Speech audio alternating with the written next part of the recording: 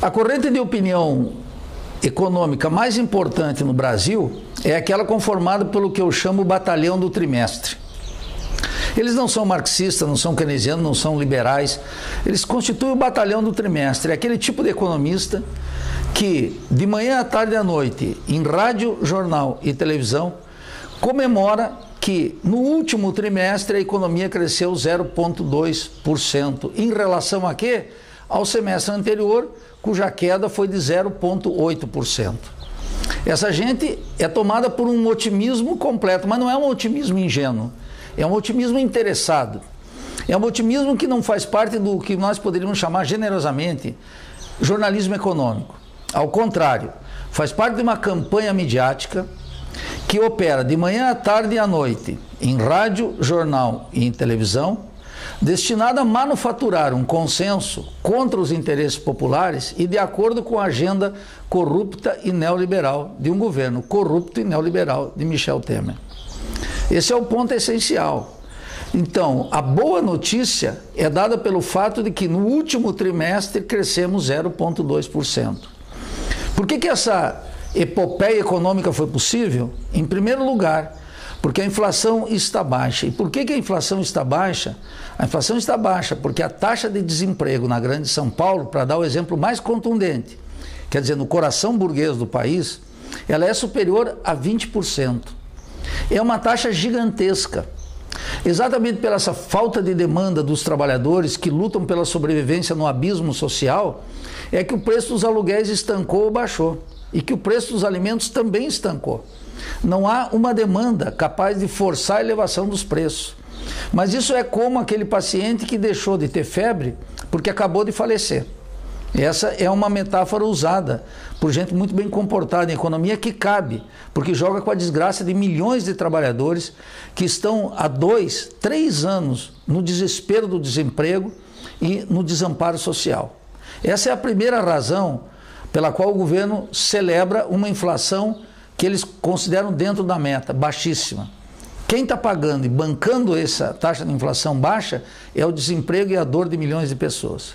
A segunda razão é que nós vamos ter uma excepcional safra agrícola. Essa safra agrícola vai permitir, por efeito da recessão, importamos muito menos e exportamos muito mais, porque tem um câmbio desvalorizado, vamos ter o maior superávit comercial da história do nosso país. Esse superávit comercial permitiu uma oferta ilimitada de alimentos para o estrangeiro, mas também abastecer um mercado interno que estava deprimido. Razão pela qual também não temos uma pressão inflacionária pela via dos alimentos. Agora, esse crescimento baseado no agro, ou no agro é tech, o agro é pop, o agro é tudo, é aquilo que eu chamo um crescimento ao estilo rabo de cavalo. A economia cresce e o país afunda, cresce para baixo, porque nenhum país no planeta pode manter sua riqueza e uma posição na divisão internacional do trabalho se especializando na produção agrícola e mineral. Isso só um país com profunda dependência, um país com uma vocação colonial é que pode se orgulhar disso. Em terceiro lugar, muito mais importante, é verificar se a taxa de investimento está crescendo no país. Para verificar se o crescimento nesse ano será positivo e se ele se manterá em 2018. Chance zero. Por quê? Porque a taxa de investimento do setor público caiu drasticamente. Caiu na Petrobras, caiu na Eletrobras, caiu em função do corte de gastos do governo federal, nessa guerra contra a ciência e tecnologia, contra a saúde, contra a educação, contra a segurança, contra o controle das fronteiras, cortaram até o orçamento das Forças Armadas.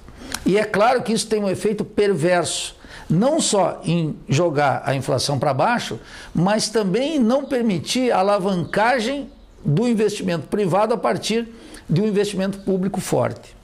E a outra razão que o investimento não cresce é pelo fato de que o crédito continua exorbitantemente caro, a despeito da taxa Selic baixar.